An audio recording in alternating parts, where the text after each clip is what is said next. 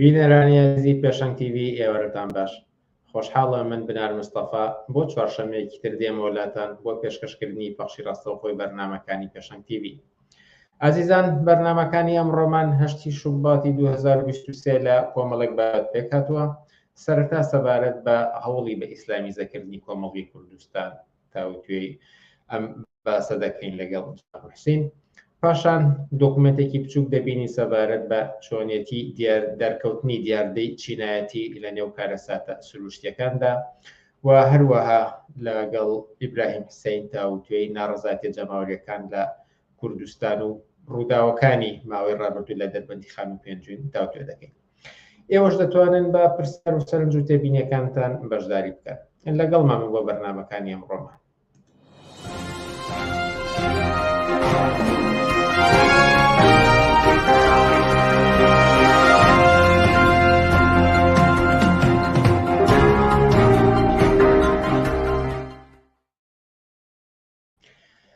بەڵێ بینەرانی عزیز، هەروەکو لە سەرەتادا ئاماژەم پێدا کە تەوەری یەکەمی ئەمڕۆمان لەگەڵ جەمال موحسین سەرنووسەری گۆڤاری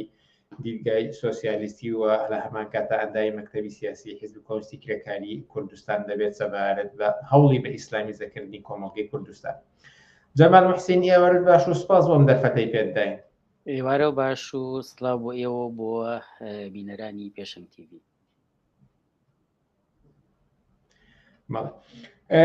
سەبارەت بە ئەوەی زۆر جار دەبیستین لە ماوەی ڕابردوودا بە تایبەتی لە پاییزی ڕابردووە هەتاوەکو ئێستا کۆمەڵێک ڕوودا و لە کوردستاندا ڕوویدا و دیاریکراوی لە ژێر دەسەڵاتێکی نیشتیمانی کوردستان ئەوەی پێدەوترێت زۆنی سەوز، هەر لە مەسەلەی جەندەرەوە، هەر لە داخستنی یانە شەوانەکانەوە، هەر لە ئاسانکردنی مەسەلەی فرەژنیەوە، هەتاوەکو ڕووداوەکەی هوانە و زۆر بابەتی تر. لە زۆر ئەبیستین کە ئەمە هەوڵێکە بۆ ئەوەی کە کۆمەڵگەی کوردستان بە ئیسلامیزە بکردوەیە کە ڕەوتی ئیسلامی سیاسی و ئامانجەکانی زیاتر لە کۆمەڵگەدا سەقامگیر بکرێت. ئێوە چەندێک لەگەڵم تێروانینەدا هاوڕانوە بەچی دەلیلێک؟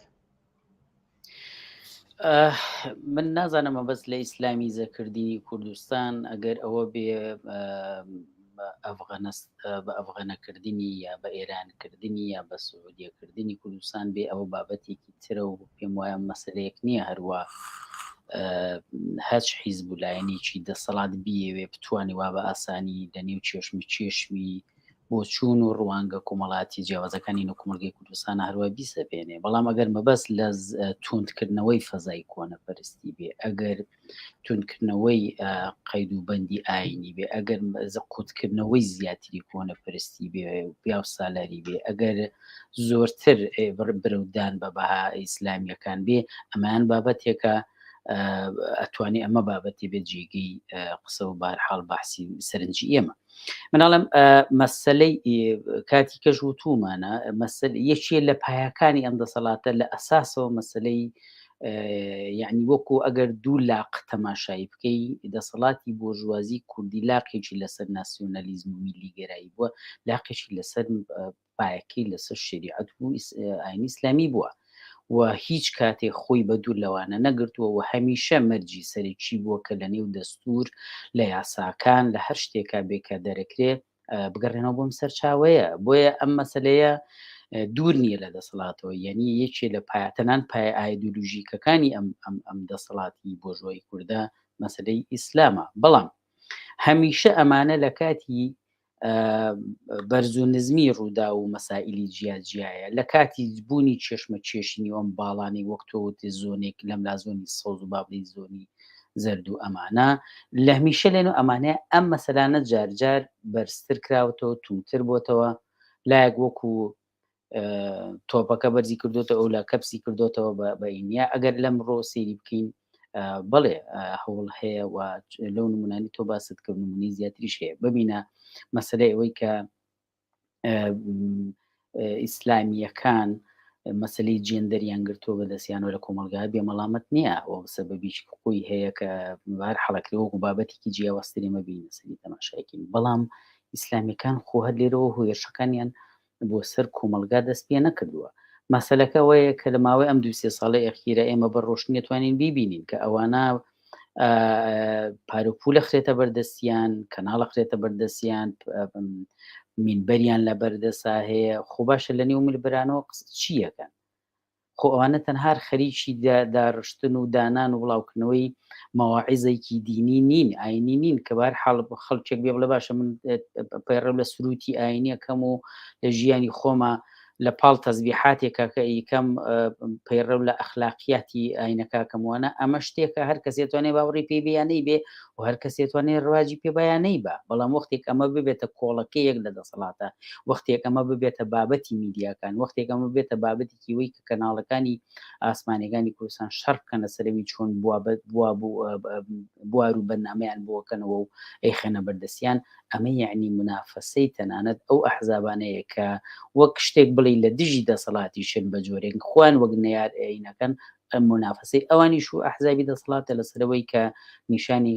بەشی کۆنەپەرستی کۆمەلگای بنکەوە ئەوانن وەفادارترن بەم کۆنەپەرستی و بەم پای ئیسلامیانە. بۆیە ئەوەی کە لە پشتی ئەم مەسەلانەوەی ئەو هێرشانە بووە لە ساڵانی پێشوو هێرشی ئیسلامیەکان مەلامانێ لە هەندێک لە مەلابانخوازەکان بە تایبەتیەوەی وە لە پاڵ ئەحزاب و جریانەتی سیاسی ئیسلامیە بوون ئەم هەوڵانیان داوە، بەڵام ئەمەی کە ئیبینی لە ماوەی ڕابردووە هەوڵی دەسەڵات خۆیەتی ڕاستە و خۆ دایرێکت دەسەڵاتە لە پشتی ئەم مەسەلانەوەی ببینە. ئەوانە چن لەولاوە ئەم بتمەوە بە هەر لێرە گفتوگویەکمان بوو لەسەر مەسلەی ئەو داخستنی خانەکانی لەشفرۆشی و ئەوانە خۆی لە خۆیان نەهێشتنی دیادی لە دەستفرۆشی کارانی کە زۆر باشە لە کۆمەلگای برە و وەربگرەوە لەشفرۆشی نمێنێوان وەک هەر بەشەر و ئینسانی کتبێن و نێو ژیانی ئاسایی کۆمەلگا و کار بکەن، بەڵام ئامانجی ئەوان دەرکەوە ئەمە نییە. ئامانجی ئەوان جووتە لەسەرەوەی کە لە شوێنێک مەلایەک دەرەکرێ ئەمان لەم لە باوشی بۆکەنەوە و مەعاشی بۆ بڕنەوە ئەڵێن ئەگەر لەولا لە وتاردان دوورخرابیتەوە فەرمولای ئێمە مینبەرەکانمان کراوەیە بۆت. یعنی ئەمە چێ کردوێتی کۆمەلایەنیی ئیسلامی کە دەسەڵات دێتە پشتی ئەم مەسەلەیە. بەم معنایە ئەتوانم بڵێم دەسەڵات خەریکە هەر جارێک لە شوێنێکە بزانێت برغوی ئەم ئاین و پایە و ئەوە ئەم بەها ئاینیانە کە ئەوان لە ئەساسەوە لە دەستورەکەیانە تەسبیتیان کردو لە بام لە یاسە سەرچەکانە دەستبیتیان کردو جیگیریان کردووە بزان برغۆکەی شلە بێتەوە دەرنەفیزی پیاوانی ئاینی بەدەستەوە بن دووبارە پێیتونەکەنەوە من بڕوای من ئەم مەسلەیە. بەڵام هەمیشە ئەمە هەڵبەز و دابەزێکی تیا لە نێو کۆمەڵگەی کوردستانەکە وابەستەیە بە چێشمی نێوان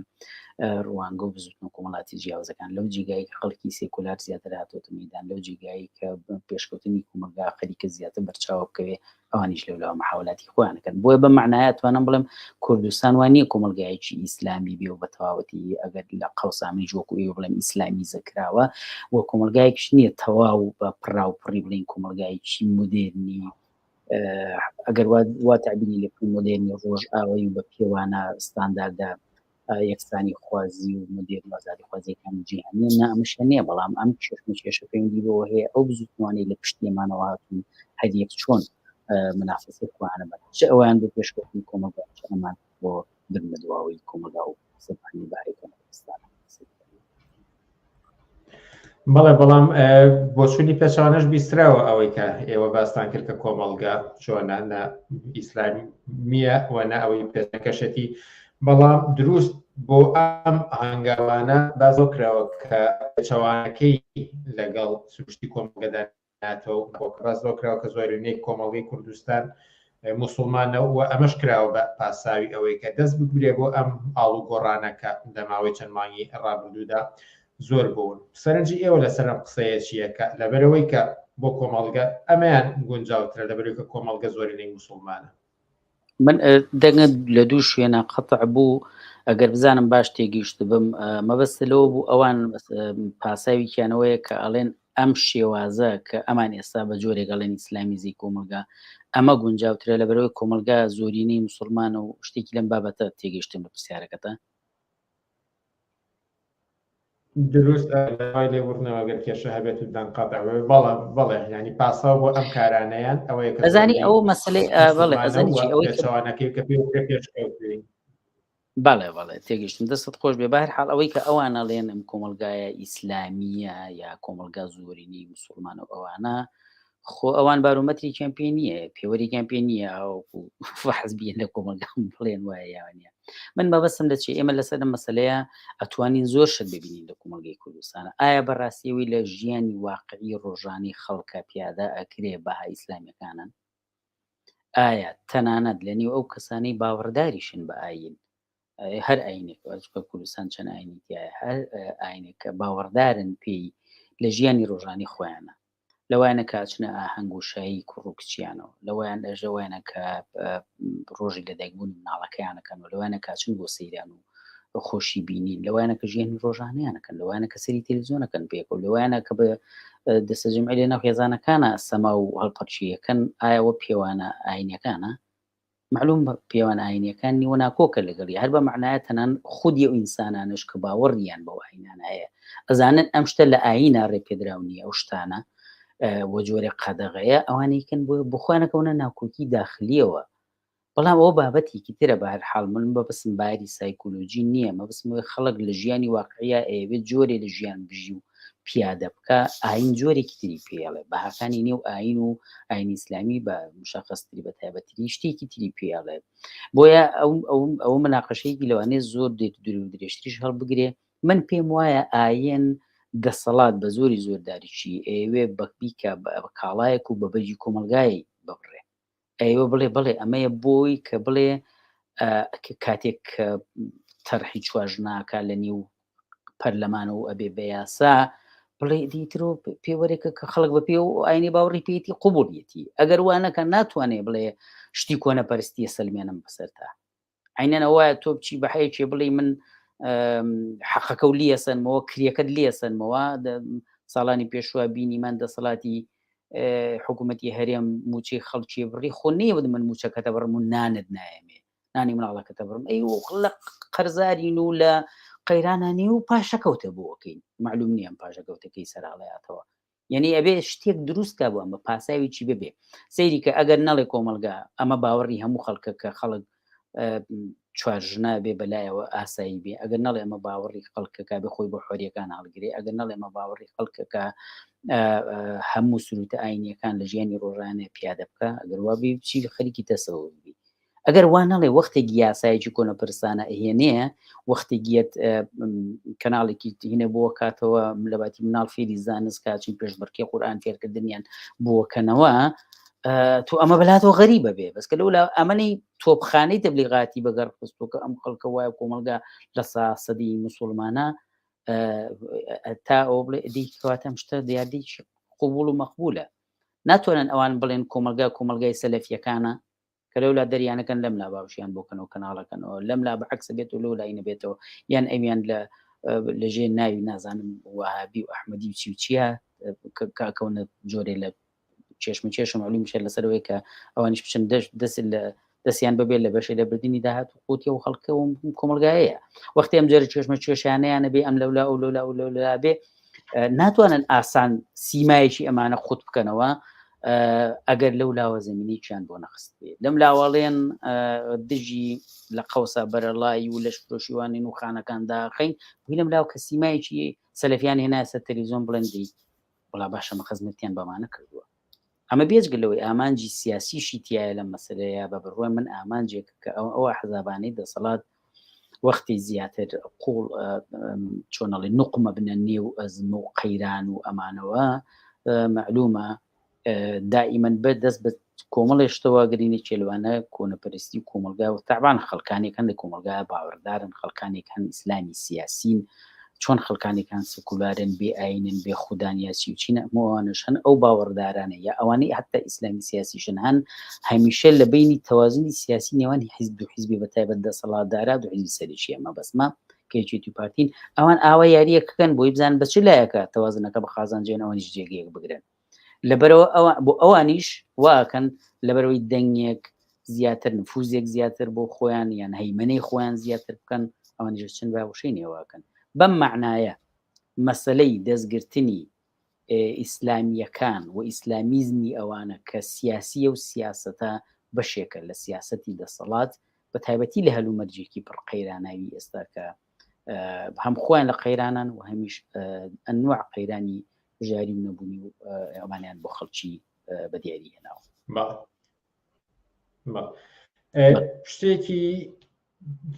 ئەوەی کە سەرنجە لەم پرۆسەیەدا کە بەگشتی ڕوویدا ئەوەیە کە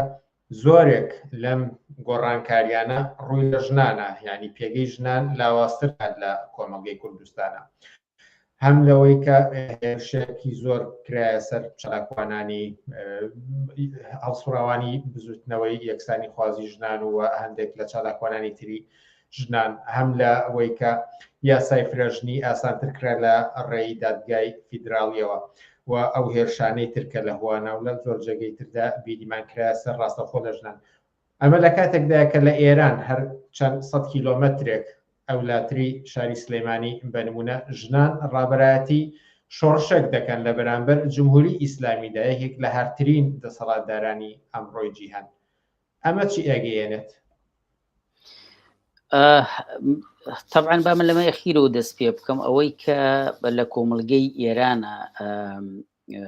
بزوتنەوەیەکی یاخود با بڵێن خرۆشانێکی و هەستانێکی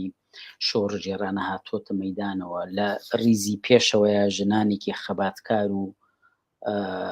لاوانێکی چۆنەڵی دڵپڕ لە هیوا هەن. ئەمە مەسەلەیە کە کۆنەپەرستی سۆتە ژێر پرسیارێکی گەورەوە. بە کورتیەوە بڵێم هەموو ئەو جم و جۆڵەی لە ژنان و خەڵکی بەتەناتووی ئێرانمان بینی سیمبۆلەکانی ئاینیان فرێددا دایانە بەر شاق، ئەوە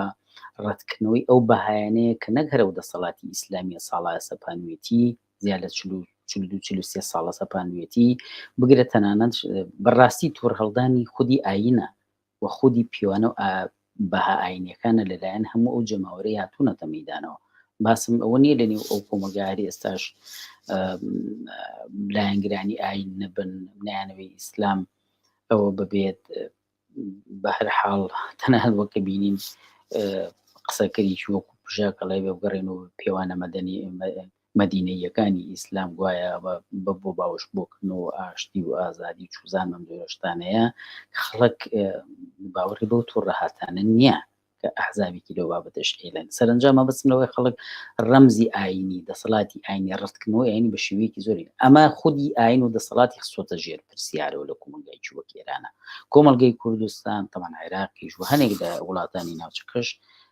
بە قوڵی لەژێر تەسیراتی کاریگەری کۆماری ئیسلامی لەلای وەک دەسەڵاتەکەی و فەرزکردنی باکانی هەن و لەلایکشەوە هەر هەستان و حتا ئەگەر سبەینە بەبێ بە شۆڕشێک ئەبێتە سەرچاوی ئیلهام لەم وڵاتانەوە لە کوردستانی ئێمەشە. بینیمان پشتیوانی لەلایەن خەڵکی ئازادیخواز و ژنان و پیاوانی ناڕازی و یەکسانی خواز و لە کوردستانە لەم شتەی ئێرانە چۆن بووە. ئەم مەسەلەیە لەوێ کە لە ئێرانە بووە لەلایەک ئەمانی نیگەران کردووە لە داهاتوویان چونکە ئاینی کۆمەلگای کۆماری ئیسلامی بەدەستی لە هەستانی شۆڕژرانی خەڵک بڕوخێ و ئاسان لە ئەحزابی ئیسلامی لەم منطقەیە قوبڵ ناکەن ئاوا دەست درێژی بکاتە سەر مافەکانی خەڵک مافەکانی ژنان و ئەوانە. بۆیە من پێم وایە لەلایەک لە ترسی ئەوان لەوەی پڕیشکی ئەم جۆرە لە هەستان یا خۆرۆشان ئەم جۆرە لە ئێتراز لێرە ئەمانە بگرێتەوە لەلایکیشەوە دەسەڵات لە منطقەی سلێمانیە پایی پشتی بە پایی کۆماری ئیسلامیەوە و لەوێ لەژێر نەفرەتی خەڵکابێ یعنی ئەو خۆشی لێرەیە بەجێ لە چەندین ئەزمات و قەیرانی ترکە ڕوبەڕووی بۆتەوە. ئەمەش بۆی بە ئەزمەیەکی گەورەوە بەڕاستی خۆش نازن چۆن لە وەزار دەرچێ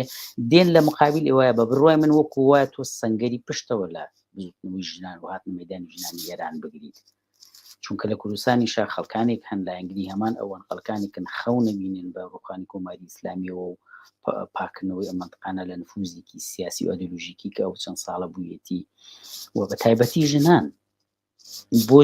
بۆچی ژنان لە ئێرانە سەرمەشقی ئەم هاتن مەیدانە بوون؟ ئەمە بابەتێکی جددیە بۆ خۆی، بەڵام تەنها لە چەند جملەیە کە ئینسان نەتوانێت بڵێ بابە ساڵ بۆ ئەوەی کۆماری ئیسلامی خۆی داسەپێنێ خۆی بکوتێ بێجگەل لە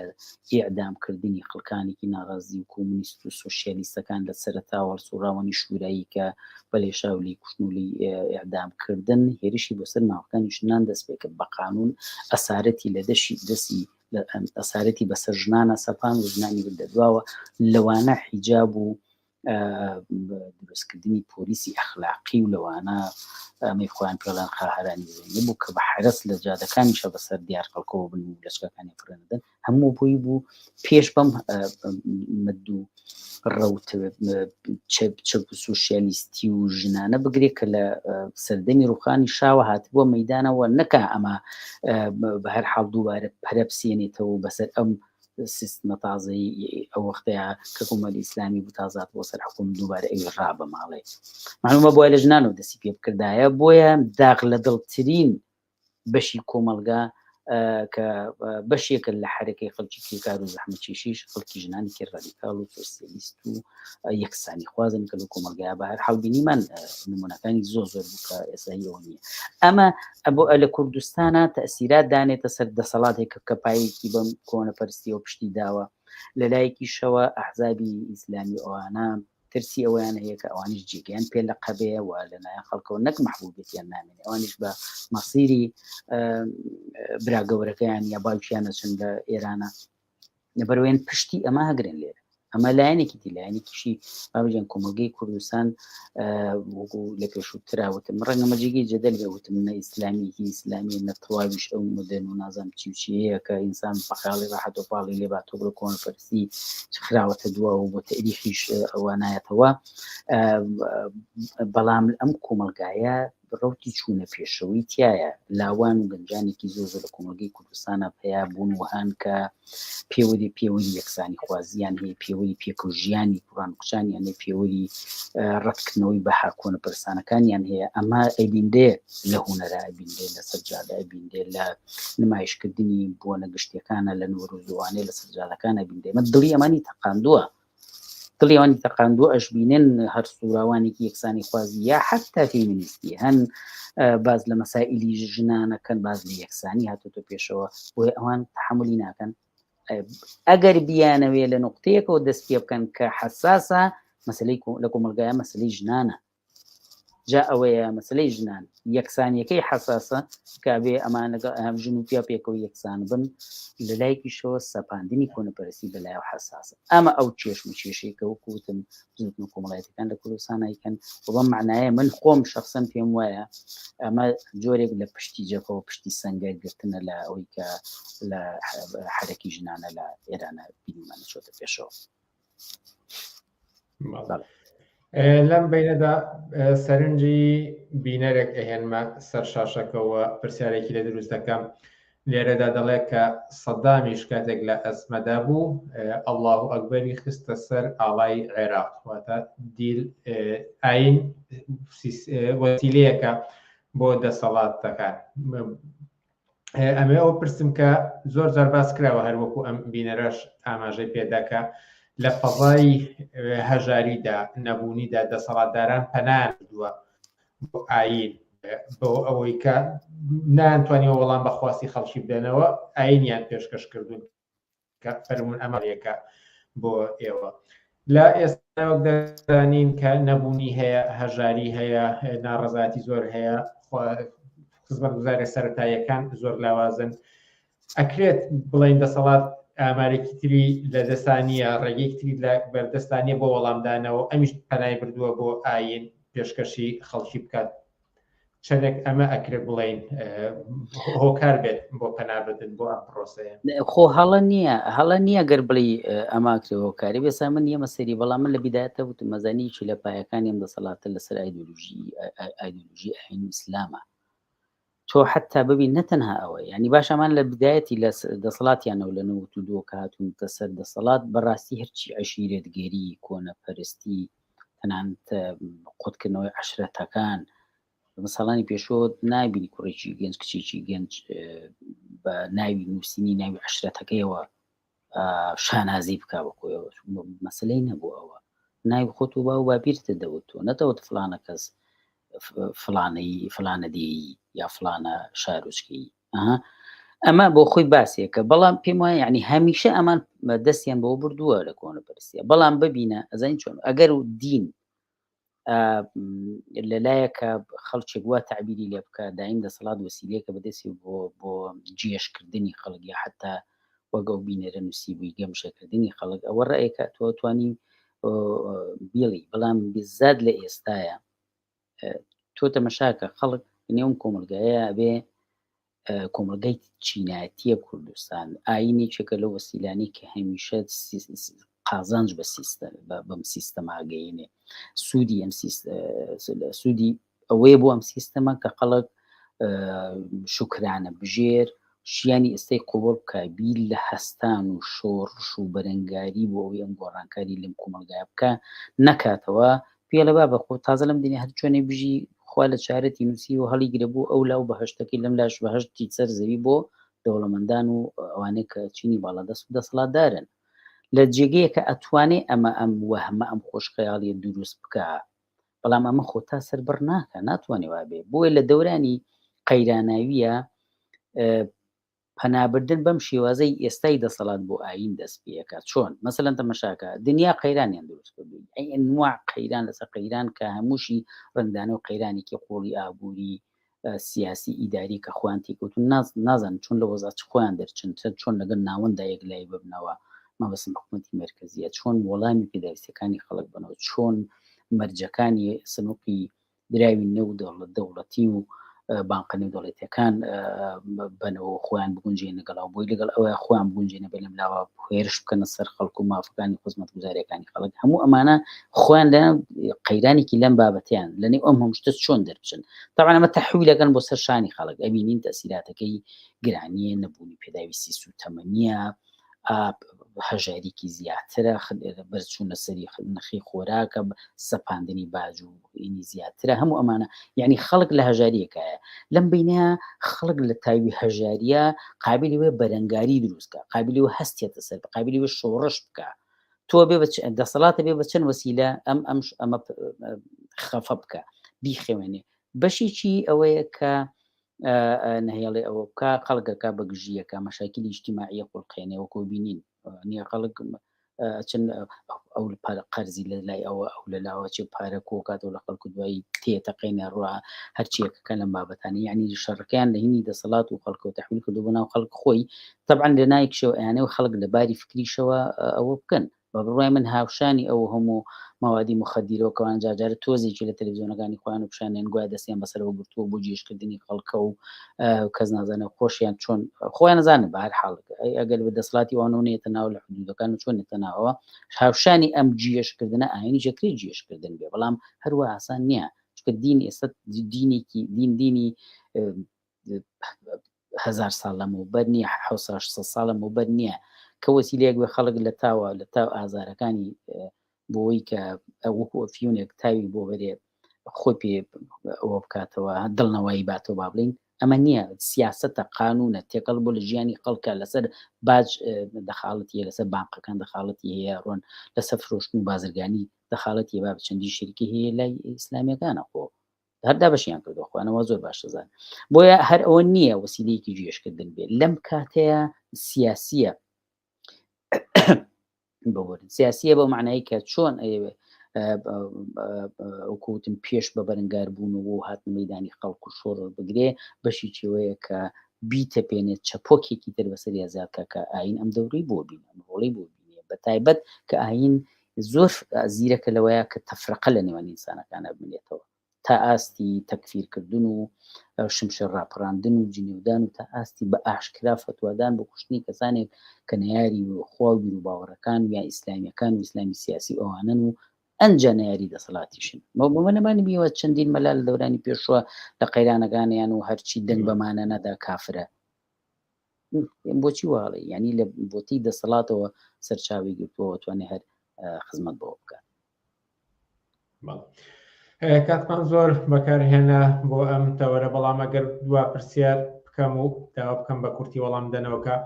خەڵکی لە کوردستان چۆن دەتوانن مقاومەتی ئەم پرۆسەیە بکەنەوە کە ماوەیەکە دەستی پێ کردووە بە بڕوای من نوکی ئەم مەسلەیە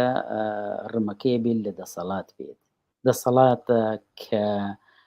یەک لەسەری قەیرانی بەسەر خەڵک هێنا خەڵکی هەژار کرد و خەڵکی برسی کرد و باج و خەراجی سەپاند وەکو لە پێشوتراوەتم ئەم دەسەڵاتە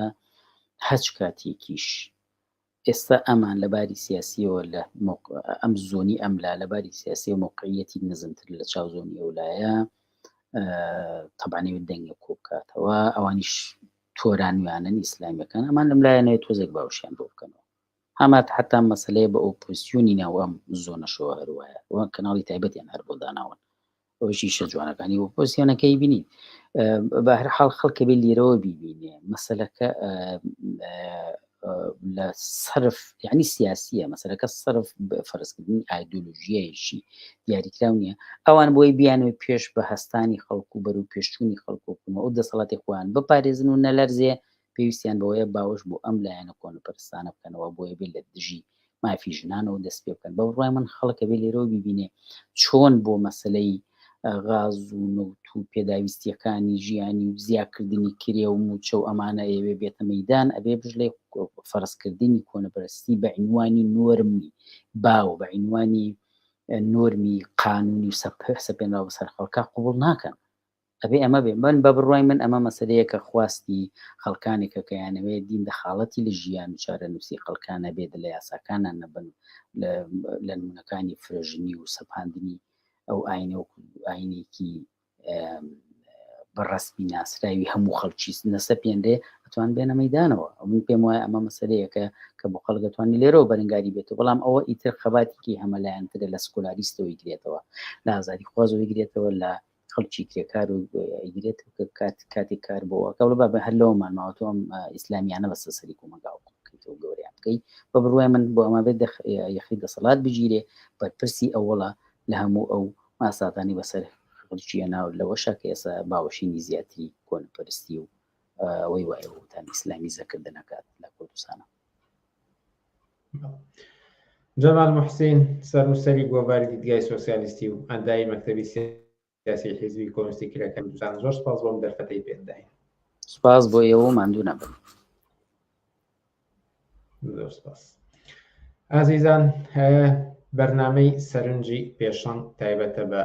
بوومەلەرزەکەی تورکیا و سووریا و کارەساتە سروشتیەکان و دەرکەوتنی دیاردەی چینایەتی تیایدا تەماشای ئەمە دەکەین و پاشان سەبارەت بە ناڕەزایەتی جەماوەریەکان لە کوردستان گفتوگۆیەکمان دەبێت لەگەڵ ئیبراهیم حوسەین. سەرنجی پێشەنگ کارەساتە سروشتیەکان و جیهانی چینایەتی. جاروبار کارەساتە سروشتیەکان لە گۆشە و کەناری جیهان ڕوودەدەن و زۆر جار قوربانی فراوان و ناخەژێنیشی لێ دەکەوێتەوە. سەرەتای مانگی شوباتی ئەمساڵ جارێکی تر بوومەلەرزەیەکی بەهێز بەشێک لە ناوچەکانی تورکیا و سووریای هەژاند و هەزاران کەس بوونە قوربانی و چەندین شار خاپوور بوون. کاریگەری و زیانەکانی ئەم زەمین لەرزەیە هێشتا بەردەوامە و دڵگرانی و هاوخەمی لە سەرتاسەری جیهاندا دەبینرێت. دەگوترێت کە کارەساتە سروشتیەکان جیاکاری ناکەن و لە هەموو جۆر مرۆڤەکان بۆ نمونە سربەخۆ لە چینەکانیان دەبنە قوربانی واتە مرۆڤ ناتوانێت کاریگەریەکی ئەوتۆیان لەسەردا بنێت یاخود خەسڵەتی چینایەتیان پێوە دیار نییە. بەڵام دیاردەی چینایەتی چەندێک لە نیو کارەساتە سروشتیەکاندا بۆ نمونە ئەم بوومەلەرزەیەدا دەبینرێت. ئایا دیاردەی کۆمەڵگای چینایەتی بۆ نمونە لە زیانی کارەساتە سروشتیەکاندا جیاوازی هەیە؟ ئەنوەر نووری چالاکەوانی سیاسی و وەڵامی ئەم پرسیارەی سەرنجی پێشەنگ دەداتەوە. بەداخەوە بەهۆکاری ئەو ڕووداوە سروشتیەوە بە هەزاران خەڵکیانە لەدەستدا بە دەیان هەزار کەس بریندار بوون و بە هەزاران خانوو باڵەخانە و شوقا تەختی ئەرزەکە بوون. ئەم ڕووداوە ئازاری خستە دڵی هەمووان زۆر بەداخەوە. بەڵام ئەبێ بیرێک بکەینەوە بێ تێڕوانینێک بین دەربارەی ئەوە کە بۆ ئەم خەسارەتە زۆرە بوو. دیارە کارەساتەکە ڕووداوەکە ڕووداوی سروشتیە، بەڵام با باسێکی بکەین بە پێی زانایانی جیۆلۆجی بە پێی زانایانی مختص دەربارەی زەمین لەرزە. ئەم منتیقەیەکە کە بەسراوەتەوە بە پلێتی بوومەلەرزەی ئەوراسیا عەرەبی و ئیندیا و بە منتیقە تێپەڕن و زانایان زۆر لە ئێمە باشتر و بە خەریتە بە دنیایان تووە پێشترڕایان گەیانوە کە منتیقەیەکە احتیمالی زۆری ئەم ڕووداوانیتە و احتیمالی ڕوودانی بوومەلەرزەی زۆر گەورەی تایە. بەڵام پرسیارەکە لێرە ئەوەیە ئایا دەسەڵاتی سەرمایهداری پێی مهم بووە بیرێکی لێ کردوتەوە بیرێکی لەوە کردوتە جۆری خانوەکان بگۆڕێ ئەگەر سەیری ڕسمەکان بکرێ لە تەلەڤیزیۆن لە هەر شوێنێک وە سەیری ڤیدیۆکان بکرێ دەبینیت ئەو خانوانەی ڕووخاون خانوویەکن کە هیچ ستانداردێکیان تیان نەبووە هەنێکیان بە سەدان ساڵ کۆنن هەنێکیان هیچ کەڵکێکی ژیانیان نەبووە ئەوەندە کۆن بووە هەمان کات لە پەنە ئەوانەوە هەنێک باڵەخانە هەبوون هەنێک خان و شوقە هەبوون کە بەرگەی بە ستانداردێکی باشتر بوون و بەرگەی ئەویان گرتووە کە نەڕوخێن یاخود ئینسانەکان بتوان خۆیان ڕزگارکەن ئەمە لێرەدا ئەوە دەسەلمێنێک کە دەسەڵاتی سەرمایهداری لەو مەنتیقا بەرپرسی یەکەمە کە بۆی مهم نەبووە سەلامەتی گیانی ئینسانەکان بپارێزێ و دەست بکە بەوەی کە بودجەیەک دابنێت پارێکی بۆ تەخسیس بکە کە ساڵ بە ساڵ ئەو خانوانە لاباکە و ئەیتوانی بە جۆرێک کە دەیان ساڵ لەمەوە پێشش بە جۆرێک خانوەکان دروستکە کە خانوەکان تەحملی زۆر زیاتر لەو جۆرە زەمی لەرزانە بگرن بەڵام بەداخەوە سەرمایهداری هیچ کات سەلامەتی گیانی خەڵک بە تایبەت خەڵکی کرێکار و زەحمەتکێش خەڵکی ئەو توێژانەی کە سەر بەو چینن نەیبووە حاڵەتێکە من لەم کورتە ڤیدیۆ ناسمە سەرەوەی کە بردن بەڕێوەی کۆمەڵگا و داهاتی و هەموو شتەکانی کرێکار و زەحمەتکێشن بەداخەوە ئەو خانێک ئەو کرێکارە دروستی کردووە کە لە دوای تەواوبوونی هەر لەوەی کە چیمەتەکەی دروست کردووە هەتا ئەوکە کە بیناکە تەواو بێ کللەکەی درێ بە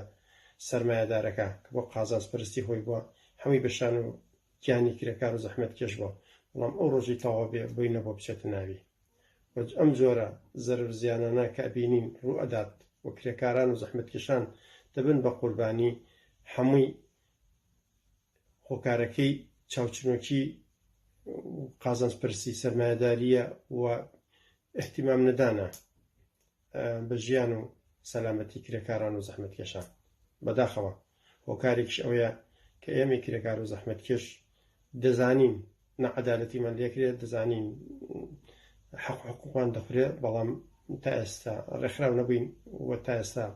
نەمانتوانیوە بەر بەمە گرین لە کۆتایی ئەمەدا دەمەوێت شتێ بڵێم دەسەڵات بەرپرسی یەکەمە لەو ڕووداوانە کە ڕوو ئەدەن هەر وەکوتم زانست ئەمەی سەلماندووە و پێشتر چۆمەی ئاگادارێک بووە دەسەڵات بەرپرسە لەوەی کە قەرەبووی گیانی ئەو خەڵکە بکاتەوە و پێداویستەکانیان دابین کاوە لە داهاتوودا لەو مەنتیقانە جۆرێک لە ژیان و خانوو بۆ خەڵک دابینکرێ کە زۆر تەحمل لەوە زیاتر بکەوە بە ستانداردێکی جیهانی کە ئەمڕۆ زانستی بیناسازی و زانستەکان ئەوەندە پێشکەوتون ئەگەر بخرێتە خزمەت ئینسانەکانەوە دەتوانم بڵێم ئینسانەکان نەکنامرن لە ژیانێکی خۆشترە ئاژین بە هیوام کارەساتیوانە بینینەوە بە هیوام ئێمەش ئەو ڕووداوانە ئەگەرچی سروشتن وا ببینین کە سەرمایهداری مسەبیبی یەکەمە لە ڕووداوە لەوەی کە زەرەرەکان زیاترە بن لە کۆتاییدا دەڵم ئەوە نەفرەت لە سەرمایهداری نەفرەت لەو دەسەڵاتی بۆ قازانجپەرستی خۆی ئینسانەکان وا لێ دەکات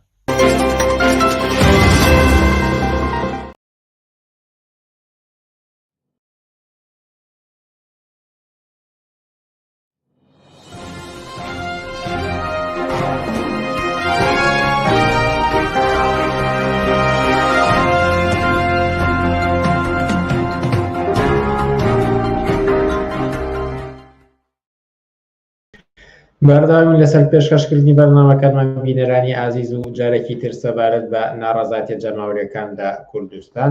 تەوەری بەرنامەکانی ئەمڕۆمان دەبێت و ئەم جارەیان ئیبراهیم حوسێن چالاکوانی سیاسیمان لەگەڵدا. ئیبراهیم حوسێن سوپاس دەرفەتەی پێداین. زۆر مەمنون و سپاسیەوە کەم و سڵاو ڕێز بۆ بینەران و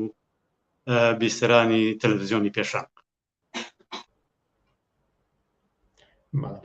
سەبارەت بە ناڕەزاتیە جەماوریەکان لە کوردستاندا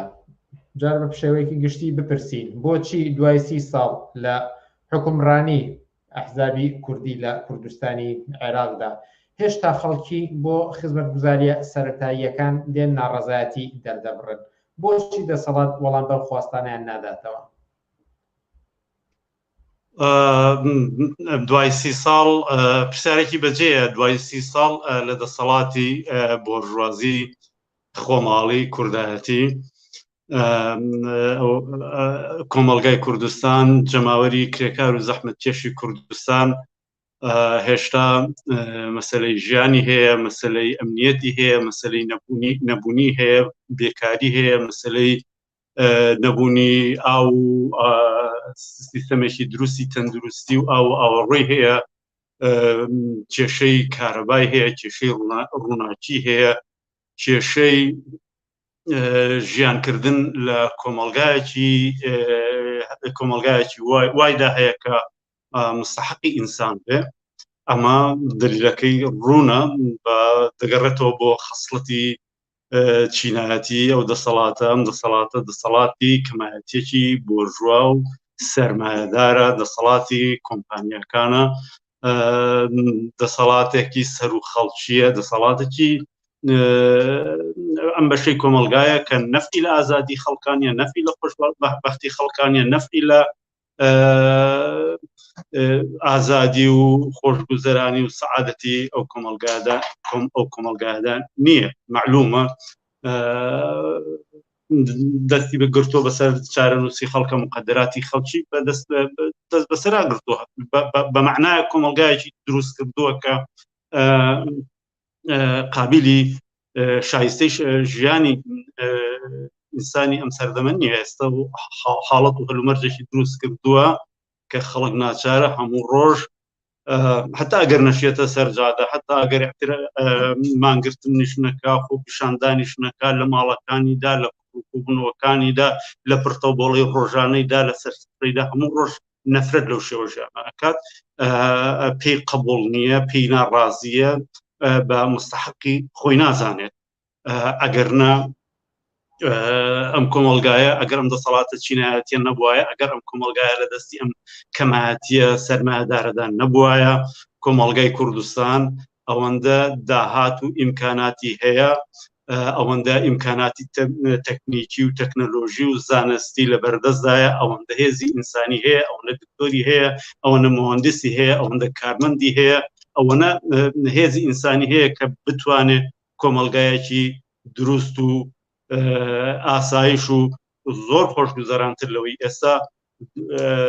دروست بکات من لە بیرمە هەر لە سەرەتای دەست بەکاربوون و پێگرتن و جێکەوتنی دەسەڵاتی ئەو کەمایەتیە سەرمایەدارە هەر لەو سلێمانیەدا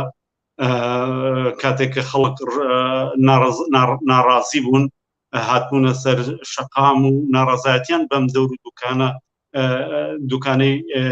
بۆرژوازی کوردایەتی کە تازە خەریک پێگرت دەرەبڕی پیرێژنێک هەمان ئەو قسانەی ئەمڕۆی کرد ئێمەی کرد کە وتی من هەرچەندە کەسێکی نەخوێندەوارم بەڵام ئەگەر ئەم کۆمەلگایەت تەسلیمی من بکەن ئەگەر بەم شتەکانی خۆم داهاتەکەی دابەش بکەم دەتوانم زۆر باشتر لەمانە بەڕێوەی بەرم و دەتوانم زۆر باشتر ژیانێکی زۆر باشتر فراهەم بکەم ئەمە دوای 30 ساڵ هەمان ئەو داستانەیە کە ژیان لە ساحەی دەسەڵاتی کەمایەتێکی سەرمایەدار کە نەفعی لە بێمافیدایە کە نەفعی لە هەژاریدایە کە نەفعی لە دواکەوتوویدایە کە بەرژەوەندی لەم شێوە ژیانە پەست و دواکەوتوەدایە چاوەڕوانیکردنی ئەوەی کە بتوانێت ژیانێکی سالم و خۆشبەخت و پێشکەوت و کۆمەلگایەکی کراوە و ئازاد و مۆدێرن دروستکە بۆ خۆڵکێنێ خەیاڵە سەبارەت بە و لە ماوەی ڕابردوودا کۆمەڵێک خۆپیشاندان و ناڕەزایەتی لەسەر شەقامەکانە ئەنجامدران و ئەمێ سەبارەت بە دوو دانە لەوانە قسە بکەین یەکێکیان ئەوەی پێم بوو چەند هەفتە بەر لە ئێستا جەماوەری ناڕازی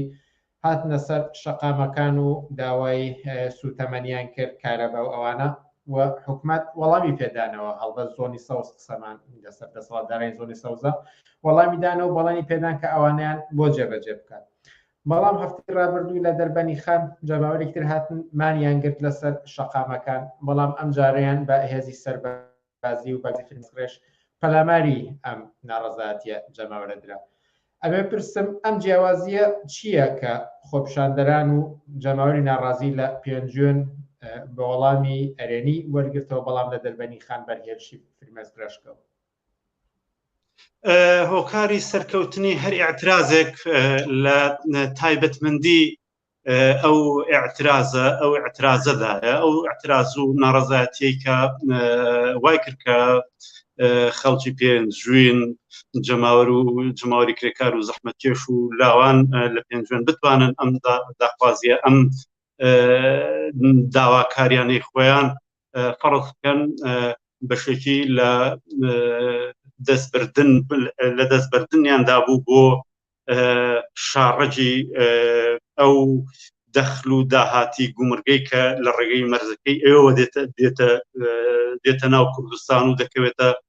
خەزیێنەی حیزبی دەسەڵاتداری ناوچەی زۆنی سەوز. دەستبردن بۆ ئەوە یەکێک لەو فاکتەرانە بوو کە ئەوانی بەرحەڵ بەچۆک داهێنا. جگەل لەوەش ئێمە دەبێت ستایشی ئەو وردبینی و تیژبینیەی ڕابەرانی ئاعترازی خەڵکی کرێکار و زەحمەتکێشی پێنجوێن بکەین، چونکە ئەوان بە دیاریکردنی ئەوەی کە چۆن دەتوانن گەروی ئەم دەسەڵاتە بگوشن، چۆن دەتوانن تەسلیمی بکەن لەوەدا بە بڕوای نمونەیەکی زۆر باشیان نیشاندا چۆن لە هەر جێگایەک لە هەر هەلومەرجێک لە هەر ئاعترازێکی دیاریکراودا دەکرێت سەرکەوی. ئەمە یەکێک لەوانەیە، یەکێک لەو لایەنە گەشانەیە کە دەبێت حیسابی بۆ بکەین و دەبێت ڕابەرانی تری ئاعترازی کرێکار و زەحمەتکێشی کوردستانی ئەمڕۆ لە شارەکانی تر لێی وەرببنەوە، لێی فێر ببن بۆی بزانن کە چۆن تێبگەن لەوەی کە شەرتی سەرکەوتن لە ئەو زنجیرە ئاعترازانەی تر لە شارەکانی تر لە دەوری چییە، یان چی حکمەتەکەی چییە، وردبوونەوە لەو خاڵانە لەو مەسەلانە کە دەتوانێت ئاعترازی ئێمە، ئاعترازی کرێکاران، ئاعترازی زەحمەتکێشان لەمیان لەو شاری تر لەم گەڕاگیان لە هەر شوێنێک لەسەر هەر بابەتێک چۆن سەر دەکەوێت. ئەمە یەکێک لەو دەرسانەیە کە بڕای من خەڵکی ڕابەرانی تری بزوتنەوەی ئاعترازی، داواکردنی ژیان، داواکردنی کارەبا، داواکردنی ئاو، داواکردنی ڕیفا، داواکردنی پێداویستیە تەندروستیەکان دەبێت لێی ورد ببنەوە. ئەوەی کە دیارە یان ئەکید ئەوەیە کە دەسەڵات تا ئەو جێگەیە کە لە ئیمکاندایە کە ڕێگەلەوە بگرێت کە ئاعترازاتی دواتر لەو زنجیرە ئاعترازانتانەی ترکە لە کوردستانە بێگومان دێنە سەرەوە، وا بە ئاسانی سەر نەگرێت، چونکە سەرکردنی هەر ئاعترازێک، هەر ناڕەزایەتێک خەڵک کرێکار و زەحمەتکێش ڕیزی بزوتنەوە ناڕەزایەتەکانی ئەمڕۆی کوردستان خاراوتر دەکات، سیاسی تری دەکات، واقعی تری دەکات و ئیمکانی سەرکەوتنی ئەم بزوتنەوانە هاوسەنگی هێست بە قازانجی داواکاریەکانی خەڵک، بە قازانجی بزوتنەوە ناڕەزایەتیەکانی ئەمڕۆی خەڵکی کوردستان دەیباتە ئاسێکی تروە بە قازانجی ئەوە دەکەوێتەوە. بۆیە ئەوان شەرت نییە، دیارە کە شەرت نییە و مەرج نییە هەموو ئاعترازێکی ئەمڕۆی کوردستان لە هەر جێگایەک لەسەر هەر بابەتێک بێتە ئاراوە بە هەمان وەتیرەوە، بە هەمان شێوە و بەپێی هەمان مەنطیقە وای کرد مەسەلەن ئاعترازێکی دیاری کراو لەوانە ئەوەی پێنجوێن سەر بکەوێت. بەڵام ئەوەی کە گرنگە ئەوەیە کە ئەو بزوتنەوەیە کە ئێستا لە کوردستانە بۆ داواکردنی ژیانێکی باشتر لە ئارادایە، بزوتنەوەیەکی گەورەتری سەراسەریە کە هەر ڕۆژ لە دەوری مەسەلەیەکی دیاریکراو، کێشەیەکی دیاریکراو سەر هەڵدەدات. ئەوەی کە ئێستا لە دەربەندی خان هەیە یەکێک یا گۆشەیەک لەو بزوتنەوە گەورە کۆمەڵایەتی ئەمڕۆی کوردستانە کە کەوتوتە بەرامبەر ئەو دەسەڵاتەوە ئەو شێوە ژیانەی کە دەسەڵاتی بۆرژوازی و کەمایەتێکی سەرمایه‌داری ئەمڕۆ دای سەپاندووە. ڕێگاکە ئەوەیە ڕابەرانی بزوتنەوەی ناڕەزایەتی بیر لەوە بکەنەوە کە ئەم زوتنەوەیە بۆ سەرکەوتنی گەورەتر بۆ ناچارکردن و بە چۆکداهێنانی ئەو کۆنەپەرستیە پێویستی بە شێوازی تری ڕێکخراو هەیە. ڕابەرانی ئەو بزوتنەوەیە پێویستە ڕێکخراوتر یەکگرتووتر دەربکەون، شێوازی جددیتر لە دەرکەوتن و ڕێکخراوبوون لە خۆیان نیشان بدەن،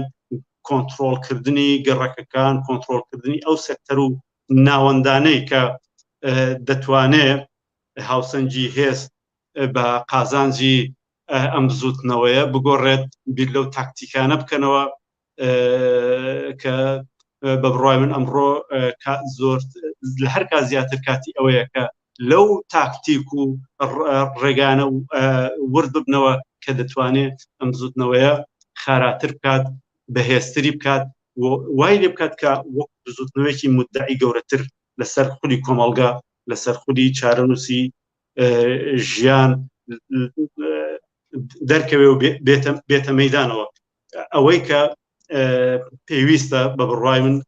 زۆر گرنگە لە وشیاری ڕابەرانی ئەو زوتنەوەیە جێگیر ببێ ئەو تەسەووڕەیان ئەو تێگەشتنەیە کە لە کوردستانی ئەمڕۆدا هیچ منطق نییە خەڵکی کوردستان، هاوڵاتی دانیشتووی کوردستان کێشەی کارەبای هەبێت، هیچ منطق نییە کێشەی ئاوی هەبێت، هیچ منطق نییە لەو ژیانە هەست و دواکەوتوانەیەدا بژی، لەو ژیانە خۆڵەمێشیە، لەو کۆمەڵگا دواکەوتووە، لەو شوێوە ژیانە پەستەدا بژی. چونکە وەک باسم کرد کوردستان ئیمکاناتی هەیە، ئیمکاناتە مادیەکەی هەیە، ئیمکاناتە تەکنیکیەکەی هەیە، هەزاران دکتۆر و مهندس و کەسی تەکنیسیێنی هەیە. هیچ دلیل نییە ئەم کوردستانە بەدەستی ئەم کۆمەڵگایە، بەدەستی ئەم کەمایەتیە بۆژوا و کارنەکەر و دواکەوتووە مشکلی ئاوی هەبێ، مشکلی ژیانی هەبێ، مشکلی ئاسایشی هەبێ، کێشەی ئەم هەموو کێشانەی هەبێت بەڕادەیە کە لاوی ئەمڕۆ بەشەری ئەمڕۆی کوردستان ئەگەر ڕێگەی بۆ بکرێتەوە، ئەگەر نەتوانێت ئەم ژیانە بگۆڕێت، ئەگەر نەتوانێت ئەم کۆنەپەرستیە لەسەر خۆی لابەرێت، ئەم نێمافیە تەواو کاو لە کۆڵی کاتەوە، ڕەنگە ئامادە بێ ڕێگای پڕم لە مەترسی بەجێهێشتنی شارەکەی، مەملەکەتەکەی، دایکی باوکی کە سوکاری هەڵبژێرێ و بیدا لە دەریاکان و چۆڵەوانیەکان و خۆی بداتە دەستی چارەنووسێکی نادیارەوە. بە هەر حاڵ قەزمەوەی بڵێم ئەم دزوتنەوەی اعترازیەی کە ئەمڕۆ لە دەربەندی خان سەری هەڵداوە و لە گۆڕەدایە و لە ئارادایە و دوێنێ لە پێنج ژوێن لە ئارادا بوو هەروە بەردەوامە و ئەم داوایە کۆتایی پێ نەهاتوە. داوایە لەسەر کۆمەڵگا، داوایە لەسەر ژیان، داوایە لەسەر ڕیفا، لەسەر خۆشبەختی، لەسەر کۆمەڵگایەکی ئازاد بەنسبەت ئێمە، بەنسبەت خەڵکی بێکار و زەحمەت کێشەوە. دیارە بەنسبەت ئەوانیشەوە، بەنسبەت دەسەڵاتی زۆنی بۆژواسی لە زۆنی سەوز و زەردا داوایە لەسەر بەرگریکردن لە خۆیان، داوایە لەسەر بەرگریکردن لە کۆمپانیاکانیان، لەو ملیاردەها سەروەت و سامانەی کە دەستیان بەسەرداگرتو و ئەگەر بکەوێتە دەستی نوێنەرانی خەڵک، دەسەڵاتێکی خەڵکی و ئازادەوە دەتوانرێت لە سەحرایەکە کۆمەڵگایەکی لە سەرەتاوە لە بنەوە کۆمەڵگایەکی دروست و مۆدێرن و سەردەمی پێ بینا بکرێت. ئەم داوایە بەردەوامەوە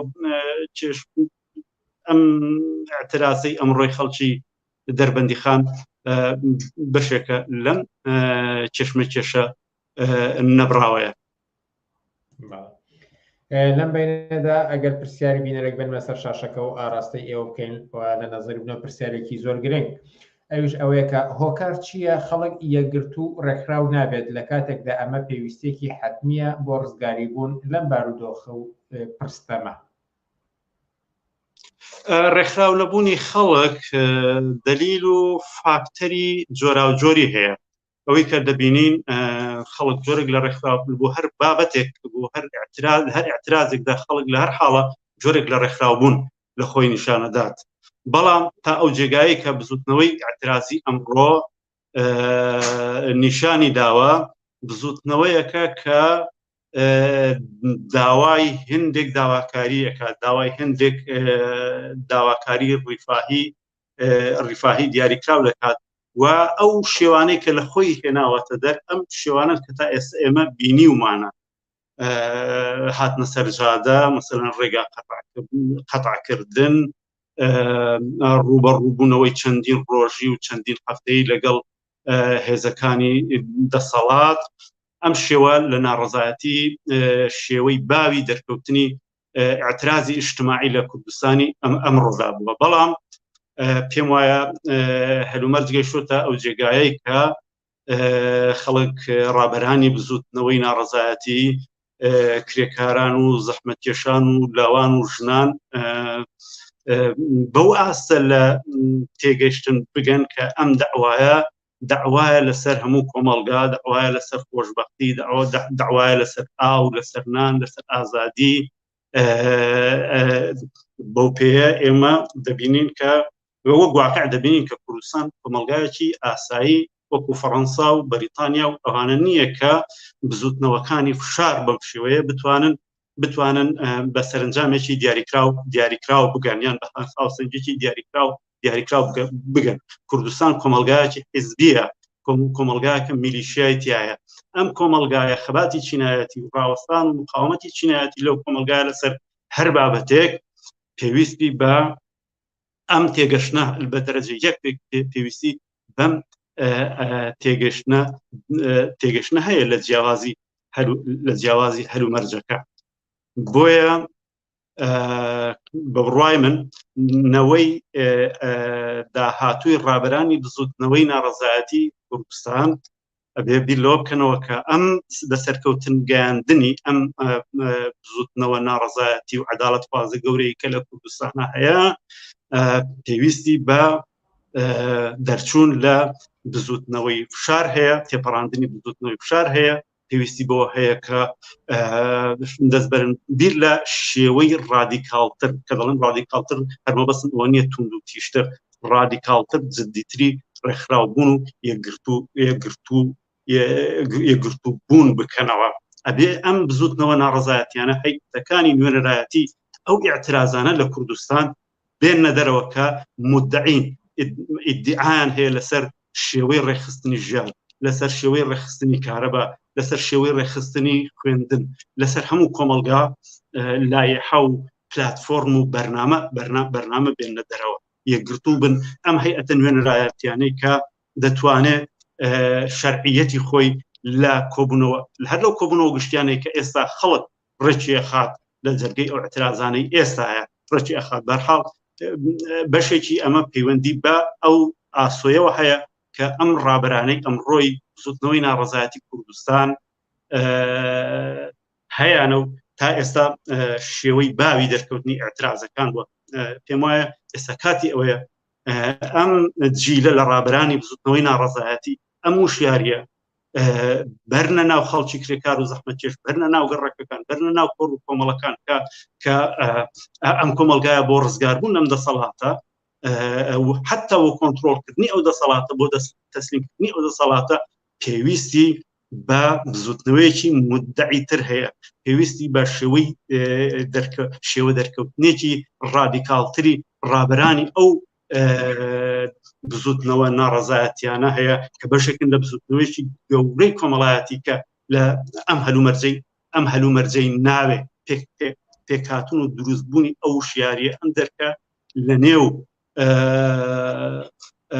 ریزی ڕابەرانی بزوتنەوەی ناڕەزایەتی ئەمڕۆی کوردستان بەڕای من کۆمەکێکی زۆر گەورە ئەکات، چونکە ئەوەی کە دیارە ئەم بۆرژوازیە بە ئاسانی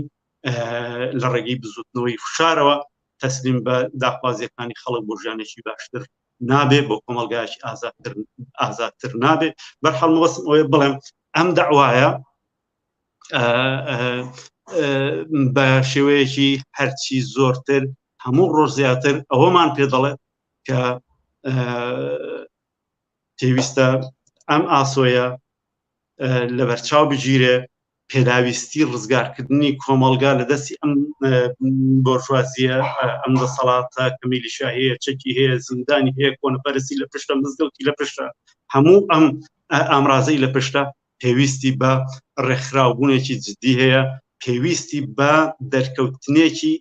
وا هەیە کە دەعوای لەسەر کۆمەلگا هەبێ لەسەر ژیان هەبێت لەسەر کۆنتڕۆڵکردنی گەڕەکەکان هەبێت بۆ نمونە ئەوەی کە باسمان کرد مەسەلەی سەرکەوتنی ئەترازی ئەتراز لە پێنجوان کاتێک ئەوان هاتن و تەسلیمی بوون گازانیان ئەم خەڵکە ڕوا دەستەبات بۆ یەکێک لە سەرچاوەکانی دەخل و داهاتی دەسەڵاتی زۆنی سەوز ئەو ڕێگایانە بە بڕوای من ئەم شێوانگرتنەبەری ئەم شێوازانە و بوونی ئەم تەسەوڕە لە پێویستی بە سەرکەوتنگەاندنی اعترازەکانی داهاتووی کرێکاران و زەحمەتکێشان لە کوردستان ئەتوانێت هەنگاوێکتر ئەو بزوتنەوانە خاراوتر بکات هاوسەنگی هێز بگوازێتەوە بۆ ئاستێکی تر و سەرنجام مەسەلەکە بباتە ئەو جێگایەی کە ئێوە یان ئێمە چونکە ئەوەی کە دیارە معلومە ئەم دەسەڵاتی ئەمڕۆ ئەمە بەرهەمی کار و بەرنامە و سیاسەت و ئاسۆی چینایەتی و شێوەی حاکمیەتەکەیەتی و ناتوانێت ئازادی بدات ناتوانێت ڕیفاح بدات ناتوانێت خەستەخانە و خوێندن و پەروەردەیەکی دروست فراهم بکات دەسەڵاتێکە بە تەواوەتی دەسەڵاتی کۆمپانیا و کەماتێکی سەرمایه‌دارە ئەگەر خەڵکی کوردستان خەڵکی کرێکار چینی کرێکار ژن لاوی کوردستان بیانەوێت کارێکی جدیتر لەگەڵ ژیانی خۆیان بکەن پێویستە ئەم دەسەڵاتە مەشروعیەتی ئەم دەسەڵاتە بەرنەژێت پرسیار تۆگەر ناتوانانی ئاو بدەیت 30 ساڵ ناتوانانی ئاو بدەیت 30 ساڵ ناتوانانی کارەبات بەو هەموو ئیمکاناتەکە لەم کورد لە کوردستانی ئەمڕۆیە لە بەردەستدایە حکمەتیمانەوە چییە حکمەتی ئەوە چییە کە دەسەڵات بی ئەگەر هەر چەکە و میلیشایە و زۆرە و بەکارهێنانی زەبر و زەنگ و ئەوانەیە ئەمان باسێکی ترەوە فاسڵ بێگومان خەڵ لەبێ لەوە بکاتەوە کە سەرنجام هێز بە هێز ئەڕوا هێز بە هێز تەسلیمە بێت منطقی هێز ئەمڕۆ یەکلای دەکاتەوە ئەوان 10 ساڵی تر 15 ساڵی تر ئەم هەلومەرج و ئەم بێمافیە درێژە پێدەدەن یان بەو سەرنجامە ئەگەر ئێمە شلینەکەین نەتیجە و خەڵکە بیر لە ئەشکالی ڕادیکالتری خۆڕێکخراوبوون یەکگرتوبوونێکی جدیتری چینایەتی ترەکاتەوە ڕابرانی ڕادیکالتر دێنە مەیدان کە خەریکە خۆشبەختانە وردەوردە دێنە مەیدان بەشێکی ئەوەیە لە ڕاستیە پێداویستی سەرکەوتنی یەکێک لە پێداویستی هەرەگرنگیەکانی سەرکەوتنی ئەم ئێعتراسی ئەمڕۆ دەرکەوتنی ڕابرانێکی ڕادیکاڵ و جدی بۆ نمونە وەکو بەکر عەلی بۆ نمونە من دیلمە بەکر عەلی وتی لە بانجی دەسەڵاتی کرد وتی وەرن